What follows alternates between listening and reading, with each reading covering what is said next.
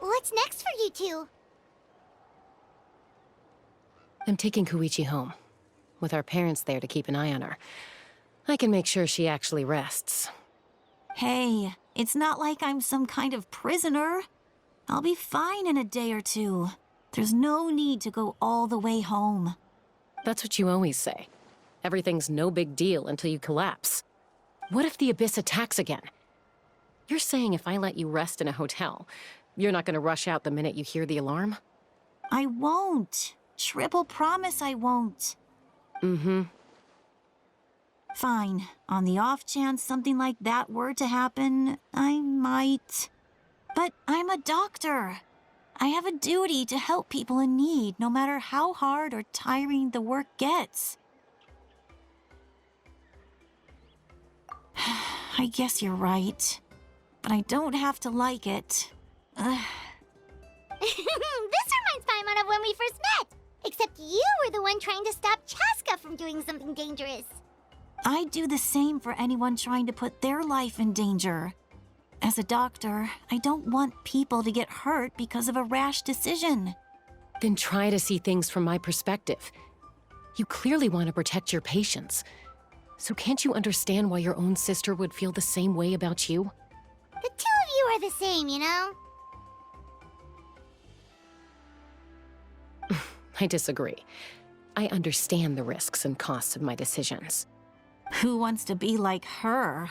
Overconfident, always making excuses when things go wrong. That's just not true. You think I don't have proof? Okay, don't get into another fight. Just pretend Paimon never said anything. Don't worry, Paimon. You didn't do anything wrong. Arguing is just how we communicate. Neither of us really takes it to heart. Plus, I guess we are similar in some ways. Maybe I rush into things without thinking, but I learned that from her. We're family. I can't help it if my older sister is a bad influence. Okay, you don't have to put it that way. So, you're all good now? Neither of us are really the type to back down, so we'll always have our differences. But still, we get along in our own way. Plus, I know you'll wake up one day and realize I was right all along. I just need to wait. Be my guest. Come on, let's get you home. See you later, Traveler and Paimon. I'll be back once everything's settled at home. There's no rush. At least grab a nice meal with your family. Bye, you two. Take care of yourselves out there. Those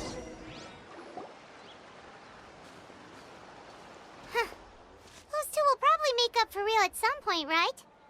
Well, we've learned a lot. Let's go over everything that we know so far.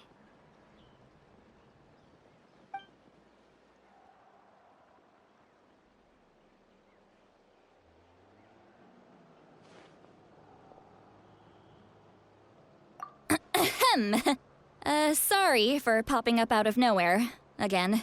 Why do you look so awkward? Oh, is there something you need from us?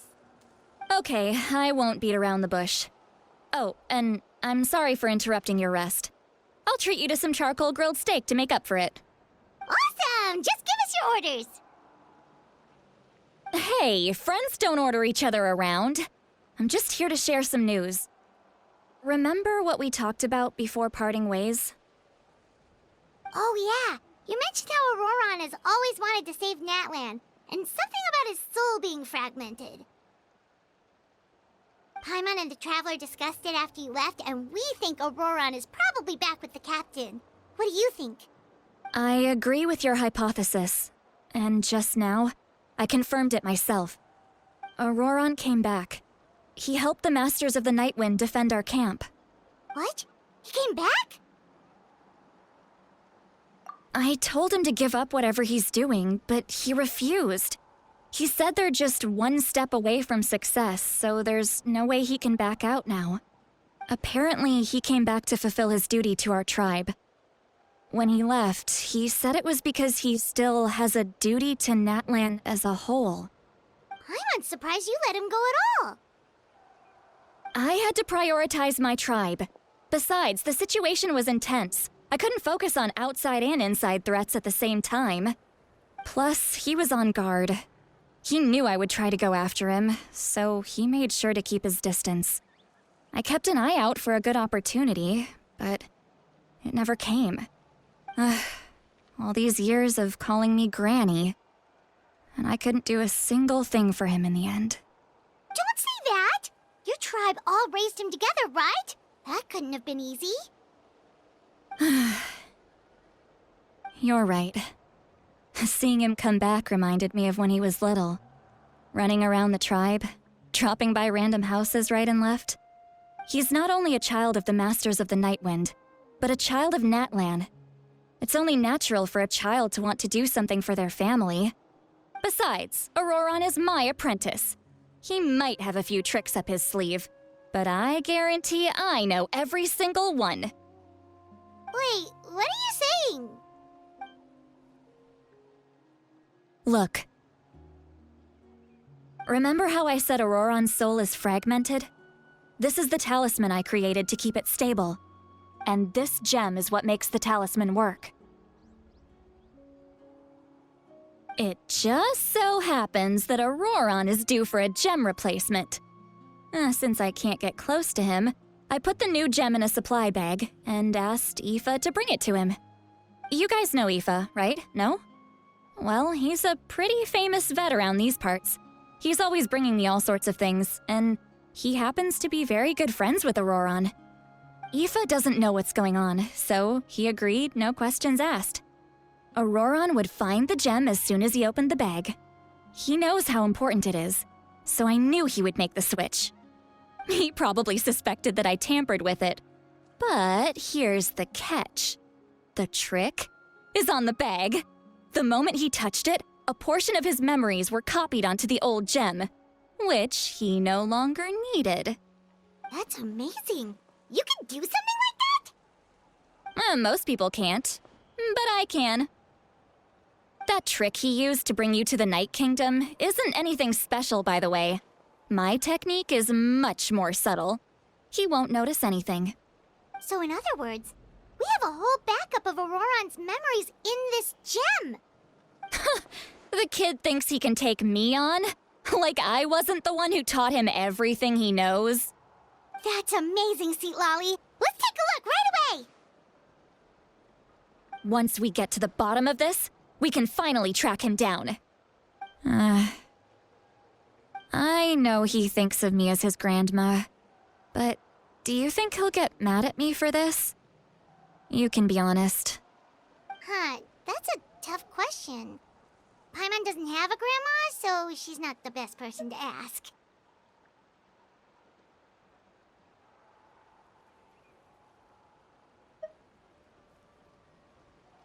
To be honest, I've always doubted my ability to look after him.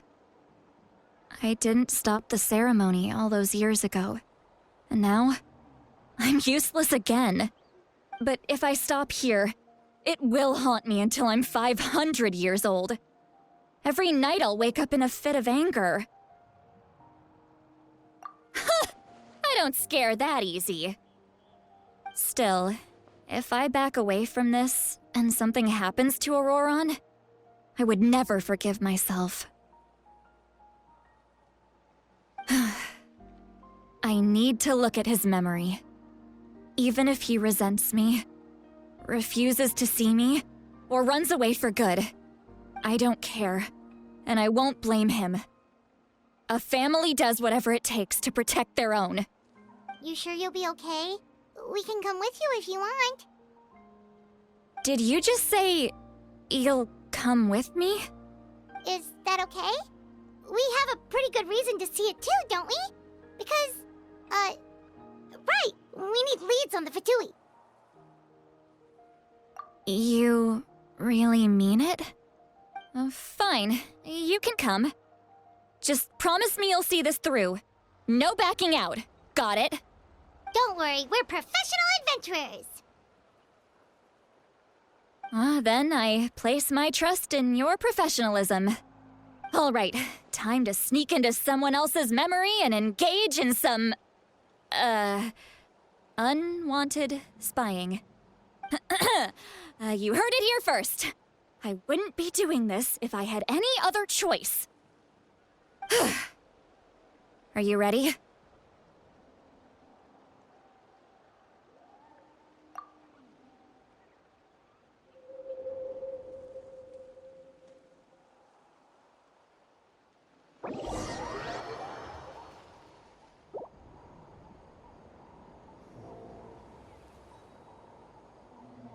Look how good you're doing. You'll grow into nice big radishes in the future. And you? Aoife says you're taking up too much space, but I think you're a good tree. What do you think? Hey! How's it going, Auroron? Good. How are you, Uncle Okanbi? Can't complain. What you up to? Naming your vegetables again? No, just some idle conversation.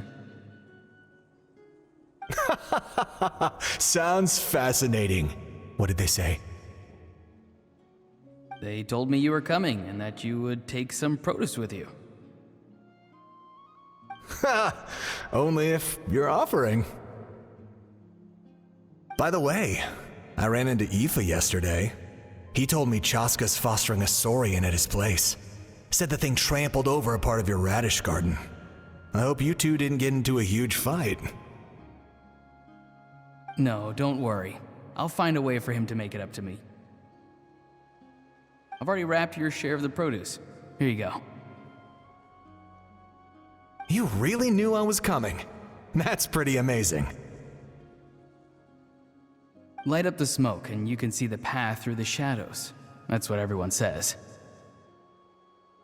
Hey, have you seen that strange group of people that just appeared out of nowhere? Appeared out of nowhere? I don't think so. It's the Fatui. Their leader seems like a big deal. He didn't bring many men with him, but they're all elite warriors. It seems like they're looking for someone, but I wouldn't go around asking too many questions. If you run into them, be careful.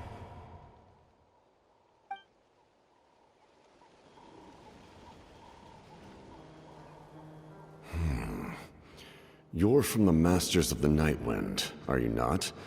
Why do you live here alone? I enjoy living by myself out in the wild.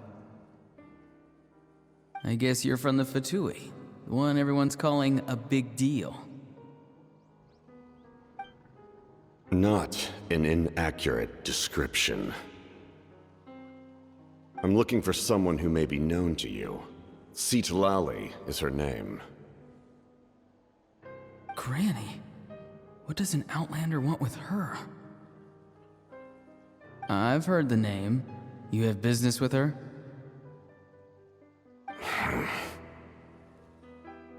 There's no point to further questioning if you insist on hiding things from me. I shall seek answers elsewhere. Oh, he could tell I was lying and now he's leaving? He gave up just like that? Hey!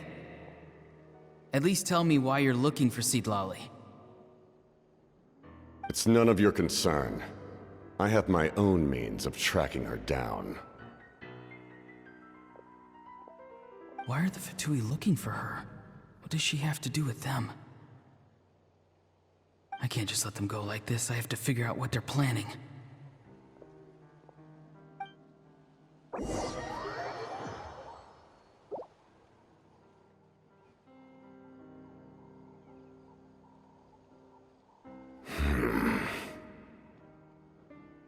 They've just been studying the ley lines and asking for leads on Granny.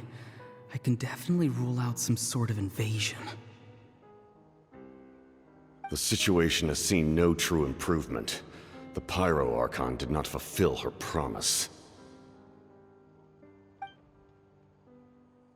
My lord! Ignore him. He is no threat. He knows I'm following him, but he doesn't seem to care. He's strong, I can tell. But there's something unusual about him and also familiar in some way. I can't describe it. What is it? My lord, I feel dizzy.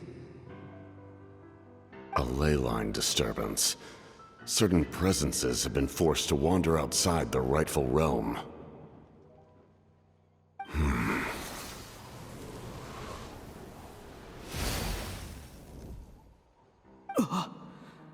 That was a spell from the Masters of the Night Wind. How did he know that? Is he sending those escaped souls back into the ley lines? How did he do that so easily? Soulfaring is supposed to be extremely difficult. This could be related to why he's searching for Granny. I feel much better. Thank you, my lord. Think nothing of it. Stay vigilant, and continue to gather information. The Abyss could attack at any moment. If you notice any irregularities, assume drill formation and be prepared to fight. However, there's no reason to over-engage. Information is our first priority. Yes, sir. Why are the Fatui fighting against the Abyss? Do they really mean us no harm?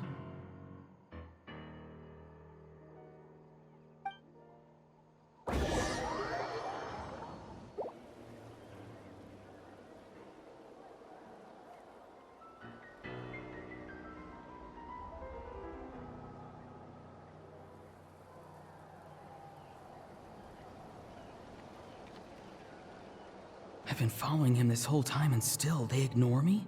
Do they really not care? It seems like his subordinates referred to him as the captain. Never heard of him before. And now he's headed to the stadium. That's unusual. Oh, what is he gonna do?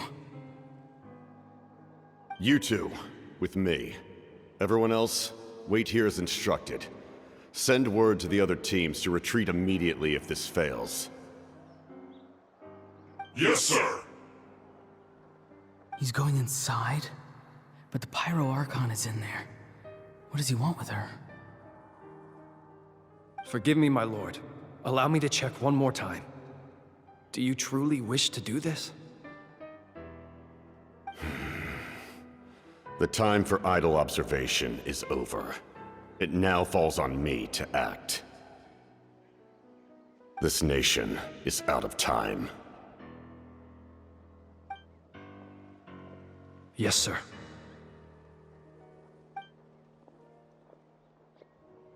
He just walked straight into the stadium. What is he gonna do?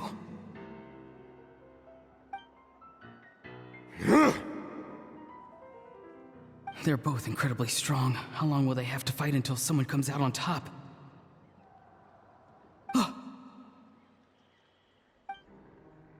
Wait, this feeling.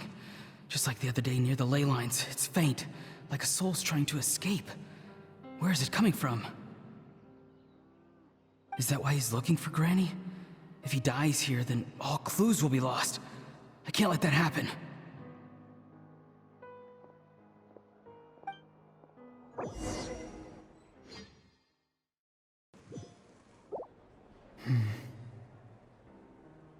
As for you, I must confess, I did not expect that little trick of yours to save the day.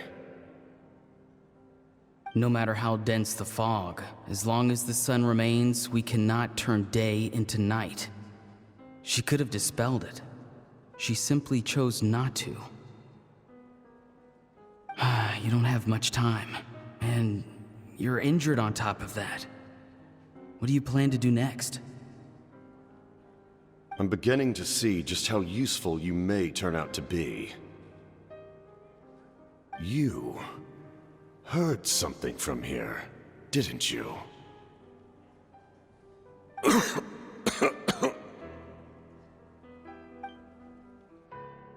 No need to force yourself. I've never seen anyone match the Pyro Archon in battle before.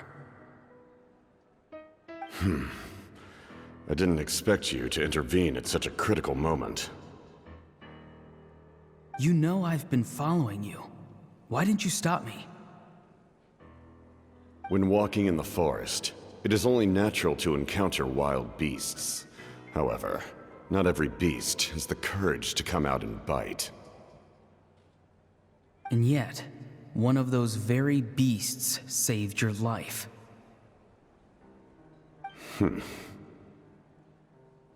Then speak.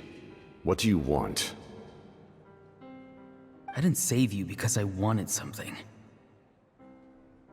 My soul is more perceptive than others. I can sense that the ley lines are extremely weak. I don't know what the Pyro Archon is planning. Can she really save us? The questions you asked her just now, well, I've had very similar doubts. So I felt like I had to help you.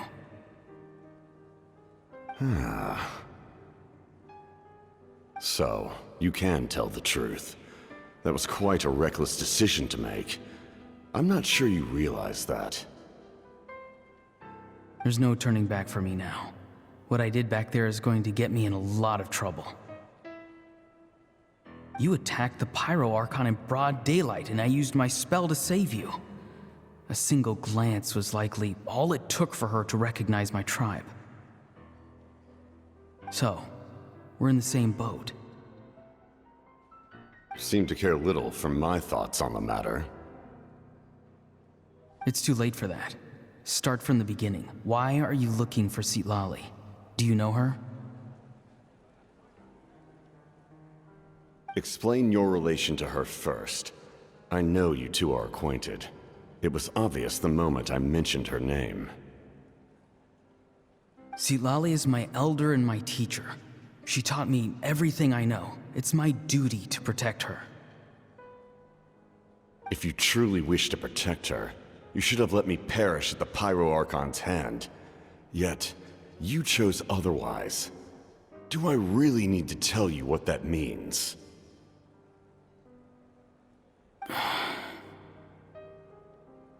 I want to do something to change Natlan for the better. Something I can accomplish with my own two hands. You're stranger than anyone I've ever met. But maybe, just maybe, you can show me the way. Strange? Citlali is said to be the legendary Granny Eastly, someone capable of communicating with the Wyub, and the Wyub are the key to information on the Night Kingdom. Why do you need knowledge on the Night Kingdom? That is not something you need to know. Don't forget, I saved your life. Do you not believe the Fatui capable of betraying a debt? People can lie, but souls cannot. I can tell there's a weight to your soul, a sense of justice. You may not live among your tribe, but you certainly know their tricks. I apologize for my rash judgment. You are more capable than I imagined. Let's go. We'll see if you have what it takes to join my plan.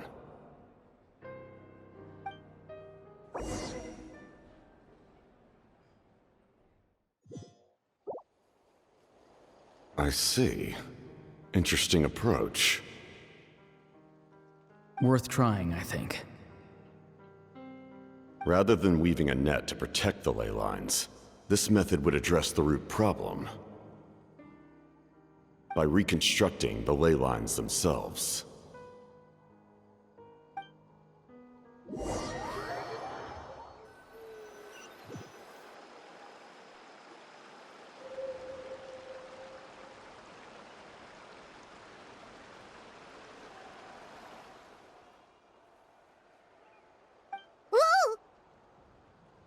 Traveler, Paimon.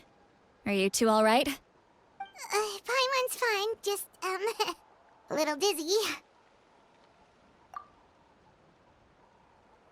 Of course. I'm so mad at him. After everything, he still can't let go of the past. For some reason, he thinks he owes something to the people who cared for him. Stubborn, self-righteous fool. Where's that gonna get him? Now that he's all grown up, he thinks no one can tell him what to do? He thinks he can just run away whenever he wants. I'll show him. If he tries to run one more time, he's got another thing coming. Maybe stubbornness runs in the family. Like grandmother, like grandson, as they say. Is that supposed to be a compliment? Huh, that kid's got nothing on me.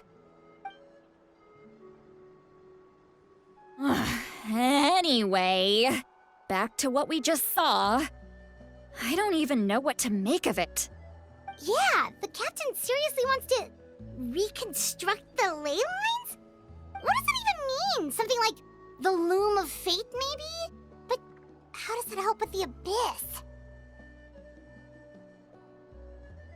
The loom of fate?